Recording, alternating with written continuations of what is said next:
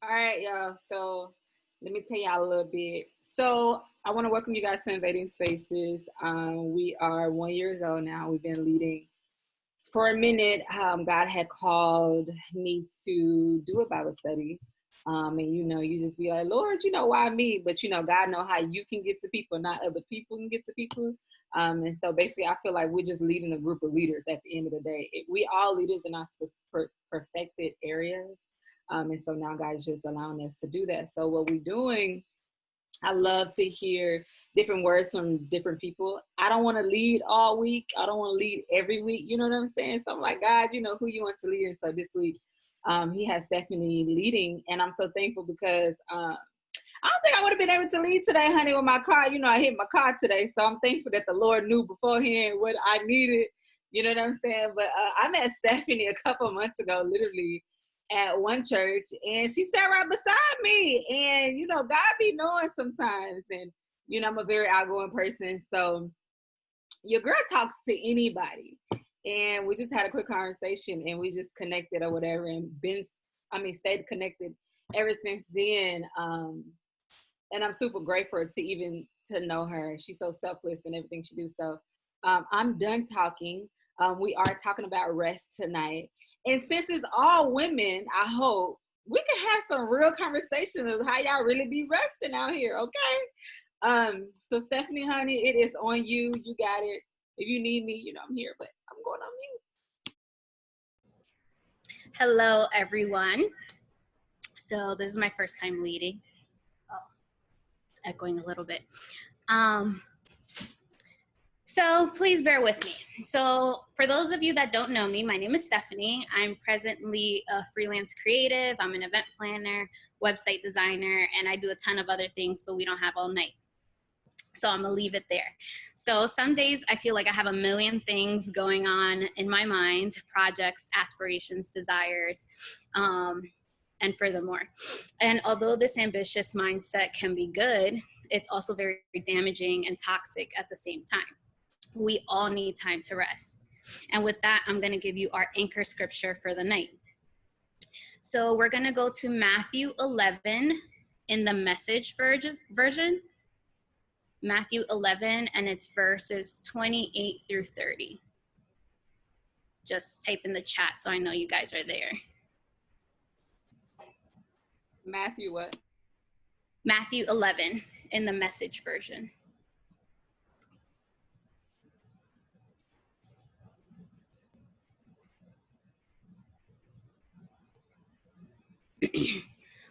All right.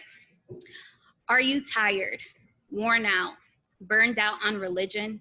Come to me, get away with me, and you'll recover your life. I'll show you how to take real rest. Walk with me and work with me. Watch how I do it. Learn the unforced rhythms of grace. I won't lay anything heavy or ill-fitting on you. Keep company with me, and you'll learn to live freely and lightly. So, for the last couple of years, God has really been challenging me to change the way I see life and fully handing things over to him. He's constantly telling me a curse word, and that curse word for me is rest. Does anyone else get uncomfortable when people tell them to rest or struggle resting? Or is it just me? So, yeah, I'm glad I'm not alone. So God will send me reminders to rest in many forms. I'll start seeing a theme on Instagram posts about taking a break. It's really annoying.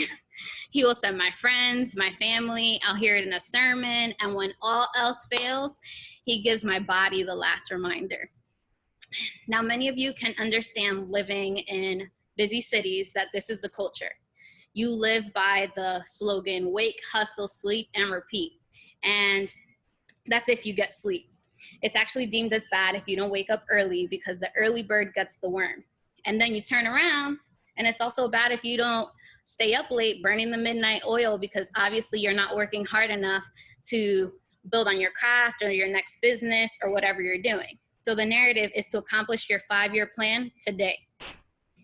And I feel like I'm looking at culture like, so you want me to stay up 24/7? I do not have the time for that. I don't have the energy. So Lord, I'm gonna need you to help me. Culture tells you that you have to have enough time to socialize with the biggest names, have a mentor, have multiple streams of income, and then also have a social life. And rarely do they ever talk about resting. When they do talk about resting, it looks like this: party, spend a couple bands, indulge in substances or people. We're gonna be real here. Meditate, get a massage, do a bubble bath, put on a face mask. You'll be fine. That'll recharge you. And some of these can feel great in the moment, but do we really feel like these things are fulfilling the rest that we need within? No, not for me. I mean, the massage feels good for like the hour, maybe 2 hours after that. And then I'm just like, Lord Jesus, I should have booked like a 3-hour session. No, I'm exhausted after the massage stuff. I totally understand. So in 2020, God put many people in a position where they had to sit down and rest. Not all people. I understand a lot of people are still working or have a big workload, have kids, whatever it may be. But some, at least for the moment. And some people have had this wake-up call in different seasons of their life. It was very uncomfortable for many of us because we were so used to having to provide for ourselves or understand where the money was coming from or what we were supposed to be doing. We already had enough stressors on our plate and how certain things were going to get paid and what projects to embark on. So for me, quarantine was not the first time God wanted me to sit down. He's constantly reminding me that I need to rest. I frequently feel guilty that if I sit down and rest, I'm not doing enough, that I'm not enough, and that my value is tied to what I do, and that's how people love me. Reality check, it's not when you're in the kingdom of God. You're still loved, whether you make $100,000 or you make $2 tomorrow. This false narrative is tied to a lot of things we did growing up. Society, what I've told myself, family, whatever's around us. But realistically, the more I was doing, putting all this labor ahead of what God wanted me to do, the more burnt out I was putting myself. I was putting myself at risk for so many different things. And when you're constantly working, you don't listen to the subtle warnings that God is telling you to rest. There are other repercussions. So for you guys, what does it look like when you don't rest? So you could type it in the chat. So if you don't take rest, a break, what does that look like? Grumpy, irritable, stress. Oh, it's ugly. I have an attitude. Yep. Some of those anxiety. Yeah, that's definitely, all those things are me. Headaches. Yeah, I got major migraines today. Yeah, my vision is terrible. Yep, those migraines make your vision crazy. So some of those things look like getting sick. Your more colorful side of your personality comes out. I don't know about you guys, but I get really snappy to people. I get really bubbly, and then I go from like nice to like psycho stuff if I don't get a nap. Some of us curse people under our breath, and some of us do it just straight up to the people, depending on where we are. So you lack patience. You make spur-of-the-moment decisions that don't serve the later you. You indulge in things and people that aren't good for you. You end up texting people that drive you up the wall and put you in situations that you shouldn't be in. And you're not aware of the danger coming your way because all the internal alarms telling you, rest, rest, rest, they're going off. And then you don't hear the alarms telling you there's bad things around you, or the person around you, their spirit isn't like, your sugar is low. Yeah, Steph. Yeah, that's my sister from another mister. My sugar drops when I'm really stressed. You don't hear the alarms telling you like something's going wrong around you because you're so stressed out. So I feel guilty when I need to rest because I have my identity tied to that, and that's not good. I have to remind myself that in the Bible, there were examples that God and Jesus took time to rest. So in Genesis, God worked for 6 days, and then on the 7th day, he rested from all his work, okay? And then in Mark 4, there was a storm, and we all know the story. Jesus was sleeping on the boat. It's raining. The boat's about to like tip over. They're all going to die. They're all having like a panic attack, and they flip out like, do you not see what's going on? Can you like get up? You're here worried about your nap, and we're here like, what are we supposed to do next? It's just crazy. So Jesus knew that there was stuff that needed to be done, but he needed to rest to be able to deal with whatever was coming his way. So when I look at these scriptures, I think about God being a father that models what he wants us to do. He is the Almighty. He doesn't need rest. He did it to be an example to us, to show us like, you can take rest because I took rest. So don't think that you have to have everything together. So if you saw that he needed time to rest, why do you think you don't need it? Do you see yourself above God or Jesus? God caught me one time and said, so God likes to check me real good. He said, Stephanie, are you idolizing yourself, thinking that you have all the power possible, that you could get it all done by yourself without rest, that you could hustle and make whatever goals that you need without needing me? I was like, ouch, like seriously? Okay, exactly, checkmate. I felt very hurt. I was in my feelings all day. So I'm going to give you a story because sometimes it's hard to relate to God or Jesus because we're like, oh, he's so holy. Like I can't see myself in him. So I'm going to take it down a couple notches and present you to my boy Elijah. So we're going to go to Kings 19, 1 Kings 19. And it's going to be in the NIV version. So 1 Kings 19.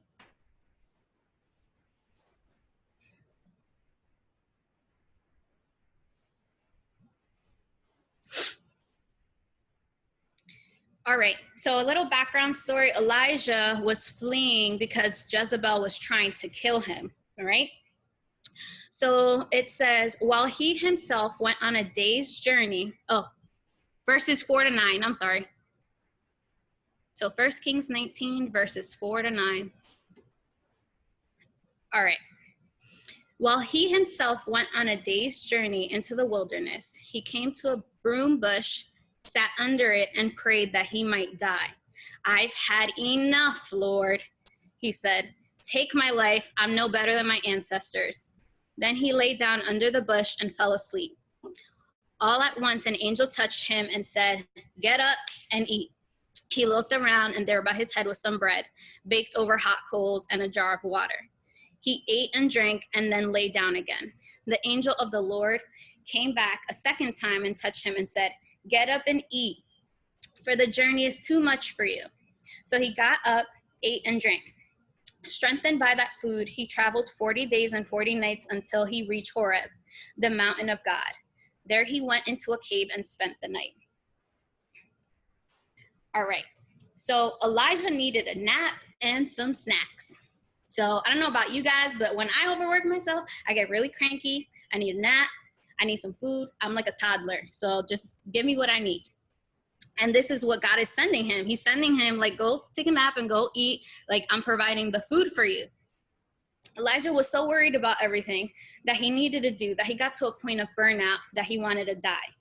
He was over it and was like, I can't do this anymore, God. Just kill me and end it all.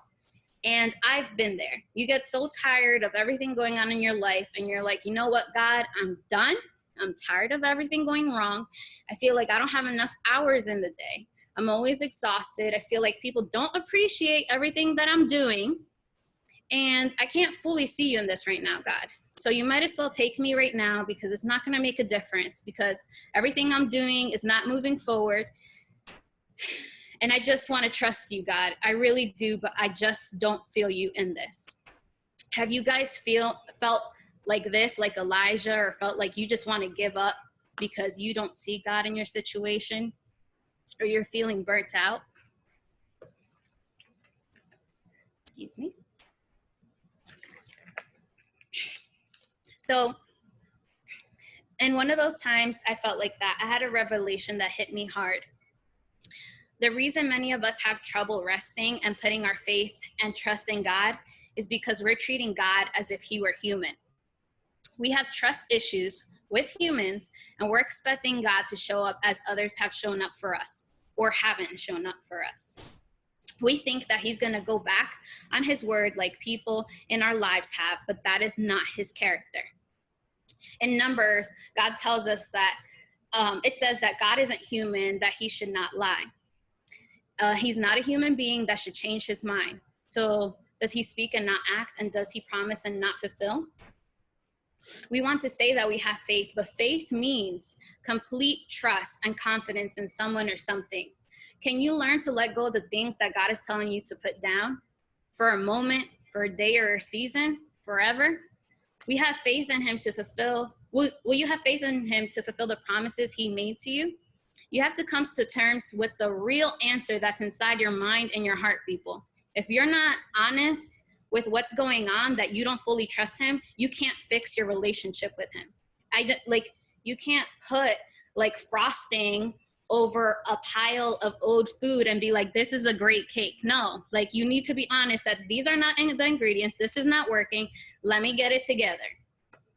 And it's okay for you to say you don't trust him fully, but it's not okay for you to stay there. You want to build a great relationship and foundation with God because everything else is built from that. So I want to know, do you trust God when you rest? If you go a whole day without doing anything and refreshing your soul, do you believe that God can provide what you need without adding anything to it? Let me know in the chat. Do you trust him? If you sit down and you're going to go and not do anything, not think about, I have to do these many things. I have to wash the dishes. I can't believe these toys are all over the floor. I still have to finish that project on my homework assignment. Do you trust him? Stephanie says, I need to listen to my little sis more. Yeah. I do, but not always. Yep. Yeah. I mean, it's true. Like sometimes we do, sometimes we don't.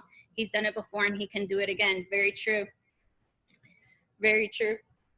Sometimes I believe that God puts us in situations that require us to really trust in him, that we have no other option.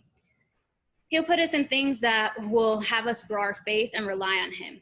Instead of the finished product, he gives you things to build it. So he'll give you the eggs, the flour, the milk, and the butter. Here's the cake. I want you to, or the ingredients for the cake. So build your cake of faith. I prayed to God. I wanted my faith to be stronger and I wanted to grow closer to him. And boy, did he put me in uncomfortable situations. I was overworking myself last summer. So this is a testimony point, to the point that I ended up in the hospital. I was in the hospital for 3 days. I was in stroke watch. I had my whole right side become numb or like temporarily paralyzed. And it was really scary. They didn't think that I was going to make it. And thank God, like I survived. But I was like praying the whole time and I didn't understand what this meant. And after I left, I was just like, I feel like Jesus, I rose again after 3 days. I'm out of the hospital. I got a whole new life. Like I don't want to lose this opportunity to actually live. So a couple days later, I ended up taking a road trip because this is one of the ways that I rest. I travel. So I went, and during my time on my road trip, it was just me and God. He revealed to me that I needed to move to California. And not only just move to California, I needed to move without having a job, without having a place to live, without me really knowing anyone. And my money was running out. And I'm like, God, what are you talking about? I am a planner. Everything needs to be perfect, like whatever. And everything has been a little crazy, but he has provided for me in the time he told me to rest. Every time that I thought like I needed to manipulate the situation and I just said, you know what, I'm gonna give it to you. He has come through above and beyond that what I thought that he can do. My relationship got stronger with him because he showed me how to build trust in him because he was there when he said he was going to be there. Sometimes I feel like I need to learn to either walk on water and keep my eye on God in the middle of the storm, or I'm gonna sink. We need to learn how to build the peace in the storm. And that's relying on God and creating that time during rest. And it's taught me that you can be light and free in God when you take this time to rest. I've embarked on taking jobs, relationship, friendships in times that I was stressed and I needed to fill a void to be filled. I wanted certain connections. And since I didn't rest in that time and really pray about it, I ended up paying for them in the long run. The reason I didn't rest was because I'm like, I need to get this together. I let the opinions of other and my workaholic self drive me to the point of madness. God has been really partnering with me on how to rest. Some of the ways I rest is I go on hikes, I read, I listen to sermons, I read my Bible, listen to worship music, or just listen to music and chill out, and I paint. I set a time to fast each month now. Now, this is something new that I did in 2020, and I've slowly learned to trust God to provide, even though it made me nervous on what that was going to look like. And a lot of times I set my time to fast, I had all these projects come up, and it's like, oh, hey, can you do this? And I'm like, I want to do it because I need the money, but I need to say no because I need to keep my promise to God. And not feeling guilty about telling people that, because I needed to create that boundary within myself and with other people. Like, I get it, it's important, but my time with God and my self-care is important too. That's why I need to put it on my schedule. Because if our business meetings are important, the birthday parties we need to show up for other people are important, why are we not important? Why do we always have to put ourselves on the back burner? That's not okay. We need to steward our time and steward our energy. And like, for me, I'm a control freak. I've gotten better. But once I started showing him my heart and being like, you know what, I really trust you, he provides more than I can imagine. It's about partnering with him. So I want to know what you guys do to rest in this season or in general. And you could type that in the chat.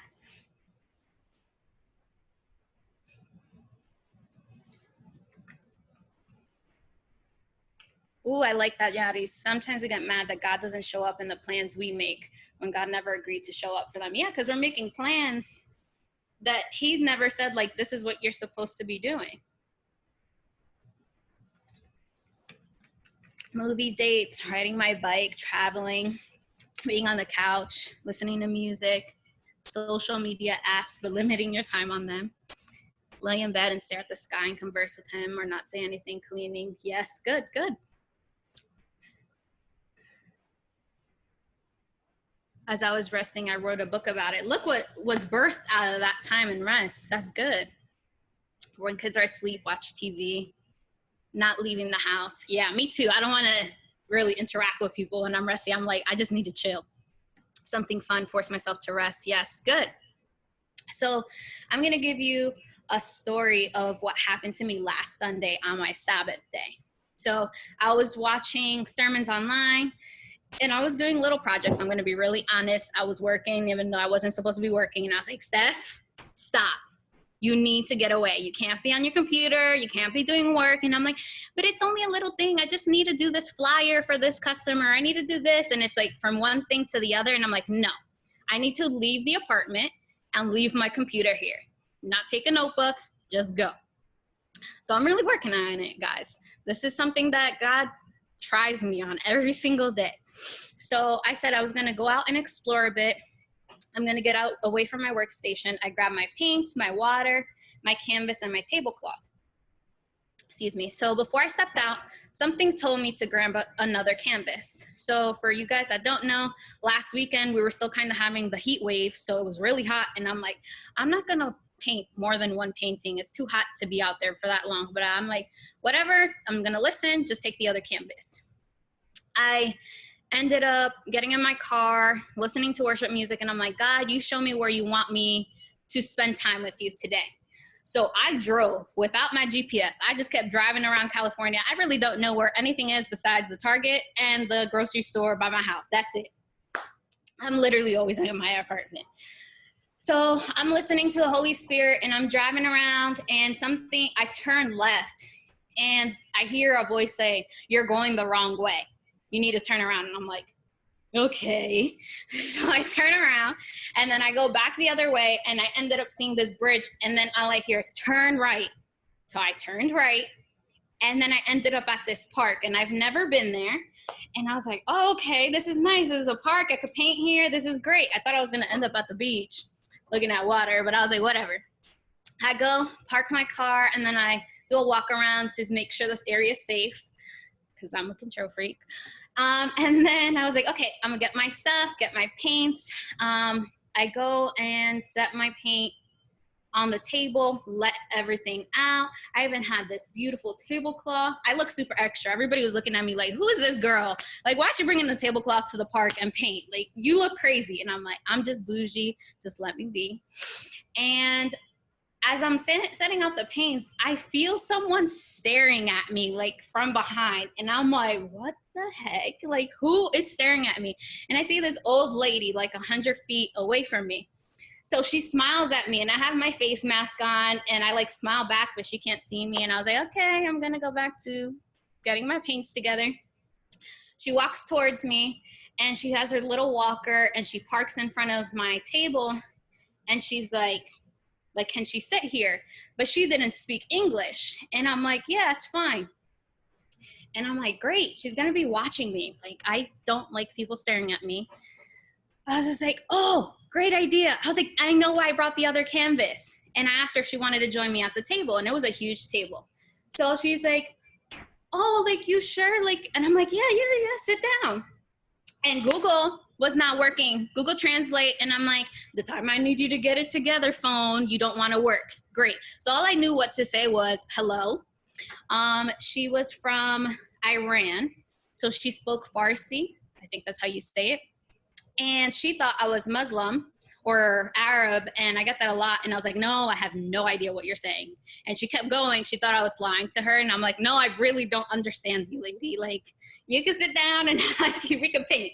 So she's watching me, and she's like waiting for me to like start painting so I can show her. And I'm like, why is God always putting me in positions to teach? And then I thought about Anne, and I was just like, and all this thing, like teach, but whatever. And I told the lady, I'm like, you can do what you want. So I show her, and I was like, all right, I'm gonna do something simple, because I can't teach her a whole class on painting, like some complicated thing. So we're painting, and about 20 minutes in, she starts calling somebody. And I was like, okay.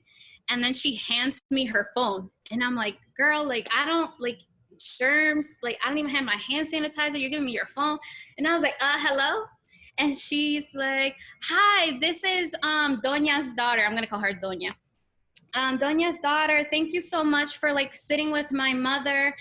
She has so many months that she hasn't really been around people, and her senior citizen home closed 5 months ago at the beginning of COVID, and she used to paint at the senior center. And I was just like, don't cry, Stephanie. And she's like, you don't know how much this meant to her.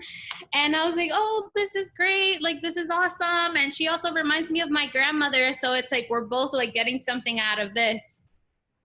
And like 15 minutes later, her daughter appears, and I was just like, okay, I'm guessing this is her daughter. She's like, hi, like, I'm Jane. This is what we're going to call her. I'm Jane. I'm Doña's daughter.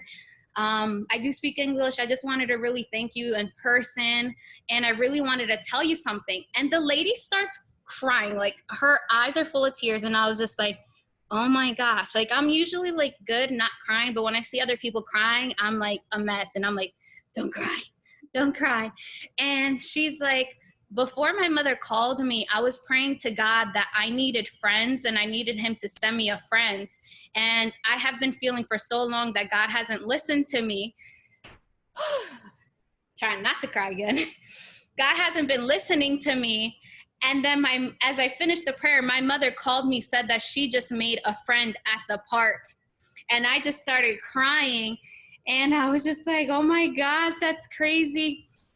And I was just like, you want to know something crazier? I'm only here because I was obedient to take my day off, and I listened to God to where to lead me and to spend time with him. I have no idea where I am. She's like, you really don't know? And I'm like, no, I have no idea where I am. I was like, all I know is I'm in California. And she starts laughing. She's like, that's shocking. And I said, sometimes God speaks to us in ways that we can't even expect. And like, he can bring water out of the rock. And talk to us, but sometimes we have so many things going on in our head. We don't hear that small, still voice that God is trying to communicate with us. And there on that day, I realized that my obedience, not only was I able to spend time with the mother, but I was able to show her that God still exists and listens to her. And I was able to get some comfort because I haven't seen my family in over 6 months. So this woman that looks like my grandmother, I was just like, wow, God, like you just really showed out. You really showed out in this time. And I say that to remind you guys that sometimes in our time of rest, that he can answer prayers, not only for you, but for other people. He can provide for you something that you needed for so long. Like I needed connection. I needed to feel like I was by family, because I have been in a season that is just like just me and God. And to be able to be a reminder to someone that God still exists, or like that lady is seen and loved, no matter if we can't even speak the same language. Like, you know, like in your rest, like, do you trust that God is going to show up for you, or that he can use you to be a light in somebody else's life? Like you can feel, oh, I need to bring this lunch to work, an extra lunch, but I don't know why. And you can be giving that to somebody that you think makes more money than you, but because of family circumstances, they haven't been able to really eat because they've been giving their food to their kids. You have a feeling to invite somebody out for coffee, and you don't know that that person was contemplating suicide, and God, you use you to have them feel like, oh my gosh, I'm seen in this world. I'm important. Like maybe there's someone out there that actually hears what I'm praying, because not everyone is on the same part that we are. So I just want to remind you guys that it's those little things that make us so special to God and special to other people, that we're all important and that we can all be used. Like you can be on the first step of your walk with God, or you could be like 15, 30 years on your walk with God. It doesn't matter. We still have to always renew daily and take that time to spend with him and really connect with us too. So please, guys, like take time to rest. I know it's hard, and I hope today served as a little light and reminder that when you want to overwork yourself, that God can still provide with whatever you need when you take that time to just chill.